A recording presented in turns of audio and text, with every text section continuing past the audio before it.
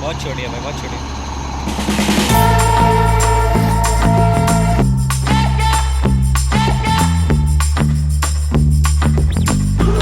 सत श्री अकाल, नमस्ते, आदाब। कैसे हैं सब? आई होप आप सभी बढ़िया होंगे, अपने घर पे सेफ और सुरक्षित होंगे।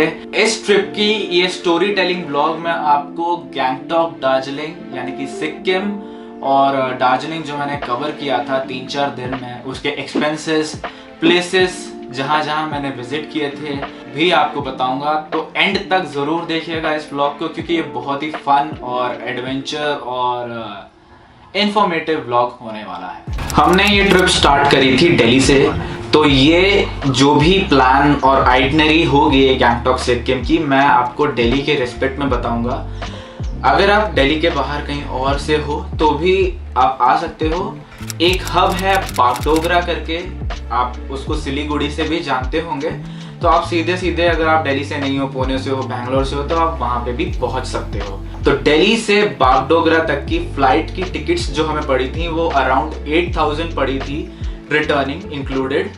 ये हमें महंगी इसलिए पड़ी क्योंकि हमने जस्ट 1 वीक पहले हमने प्लान चेंज किया था फ्रॉम शिमला टू सिक्किम। क्योंकि शिमला में 2018 में बारिश आ गई थी और बहुत ज़्यादा तूफान, आंधी तूफान आ गया था, तो हमने वहाँ जाना ठीक नहीं समझा। इसके लिए हम लोग ने प्लान चेंज करके सिक्किम रखा। और क्या ही पता था हम लोगों की कैसी एपिक, एडवेंचरस और बहुत ही वंडरफुल ट्रिप होने वाली थी हमारी। So Siliguri acts as a hub to Darjeeling to Sikkim. Bagdogra से सिलीगुड़ी तक का डिस्टेंस जो है वो सिर्फ 10 किलोमीटर है। तो आप वहां से शेयरिंग रिक्शा या फिर अगर आप ग्रुप में हो तो एक पूरी की पूरी कैब बुक कर सकते हो। So before moving on to the journey, मैं आपको एक चतुराई बताना चाहता हूँ कि हमने क्या क्लेवरनेस करी। और हमने, since we were just at the starting phase of a job, हम इतना भी नहीं कमाते थे कि हम 8,000 रुपये खर्च कर दे फ्लाइट पे और इधर उधर घूमे, 15-20 हज़ार की ट्रिप करे। हम लोगों ने गो आईबीबो कॉइन्स इकट्ठे करे। तो इसका मतलब क्या हुआ, हमने ये गो आईबीबो ऐप रेफर करना शुरू किया अपने दोस्तों को, अपने फैमिली को।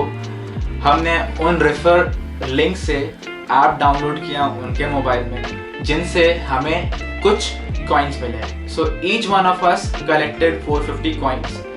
बागडोगरा से हम लोगों ने रिक्शा लिया, हम पहुंचे सिलीगुड़ी। सिलीगुड़ी पहुंचते ही हम लोगों ने सबसे पहले होटल बुक किया। तो होटल जब हम लोगों ने बुक किया, it was around 700 to 800, but वो हमें सिर्फ 250-300 का ही पड़ा। क्यों?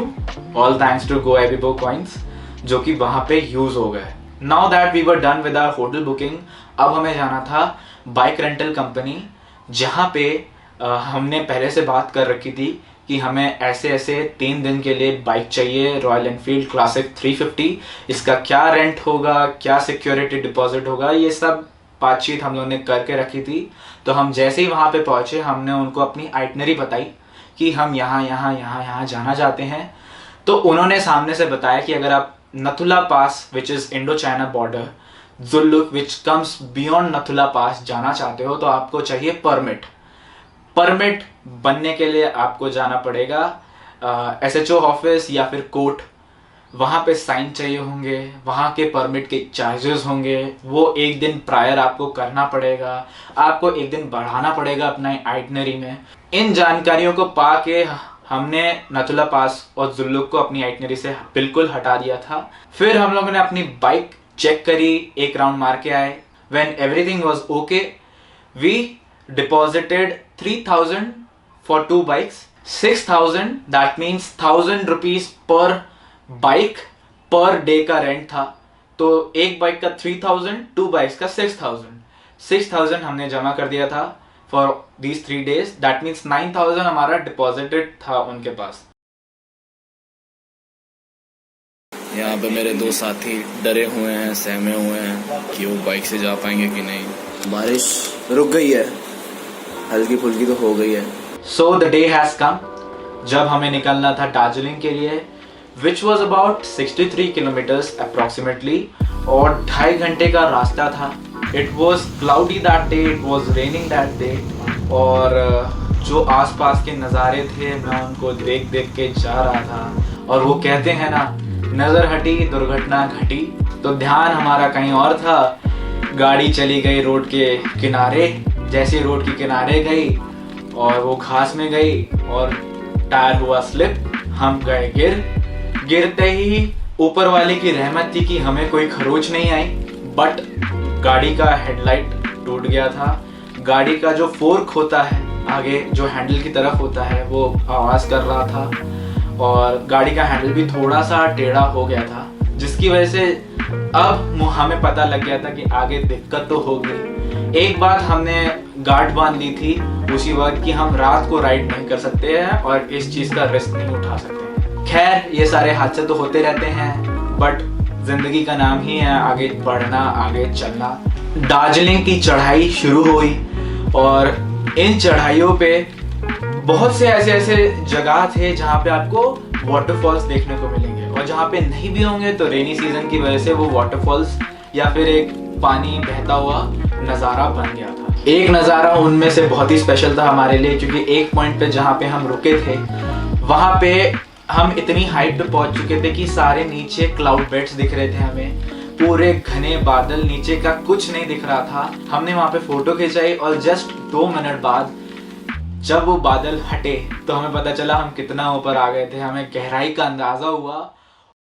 सो when you are about to reach Darjeeling, आपको बीच रास्ते में ऐसे बहुत सारे टॉय ट्रेन ट्रैक्स दिखेंगे जो कि कभी कभी आपके साइड में चल रहे होंगे, कभी कभी वो आपका रोड क्रॉस कर रहे होंगे। तो जब आप बाइक वहाँ से भगाते हो या ऊपर से लेके जाते हो तो आप बहुत ही सावधान और सुरक्षित रहिएगा, कि क्योंकि रेनी सीजन के टाइम पे वो बहुत ज़्यादा स्लिपरी हो जाते हैं। देन जब आप चढ़ाई थोड़ी बहुत चढ़ जाते हो तो सबसे पहला स्टेशन आपको पड़ेगा करस्योंग, जो कि 1483 मीटर अबव सी लेवल है। यहाँ से भी आप टॉय ट्रेन पकड़ सकते हो अगर आपको टॉय ट्रेन का आनंद उठाना हो। बट हम करस्योंग में नहीं रुके और अपने डेस्टिनेशन की तरफ, पहले डेस्टिनेशन की तरफ आगे बढ़ते गए और हमारा पहला डेस्टिनेशन था tiger hill view point, which is famous for Kanchenjunga base camp view point. But उस दिन बहुत ज़्यादा क्लाउडी था, रेनी था, तो हमें एक भी झलक नहीं दिखी कंचनजंगा बेस कैंप की। बट हम रूठे नहीं, हम उदास नहीं हुए, हम फुल ऑन जोश के साथ आगे बढ़े। आगे बढ़ते बढ़ते हमें दिखी टॉय ट्रेन, जिनको हमने पहली बार देखा। बहुत छोटी है भाई, बहुत छोटी।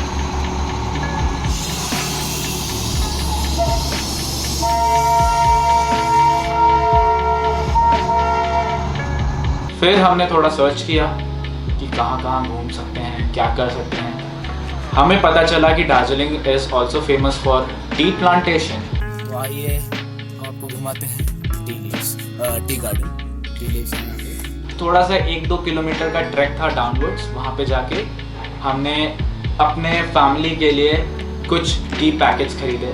वहाँ से वापस आते वक्त अब हमें होटल तो बुक करना था क्योंकि हम थक चुके थे। तो हमने होटल बुक किया और आप मानोगे नहीं इस बात को कि हमें 0 रुपीज़ में स्टे मिला उस रात के लिए। तो हमने सामान रखा अपने होटल पे, क्योंकि बाइक में मेरे थोड़ी दिक्कत थी और हम बहुत ही ज़्यादा भूखे भी थे, तो हमें कुछ ना कुछ तो खाना था।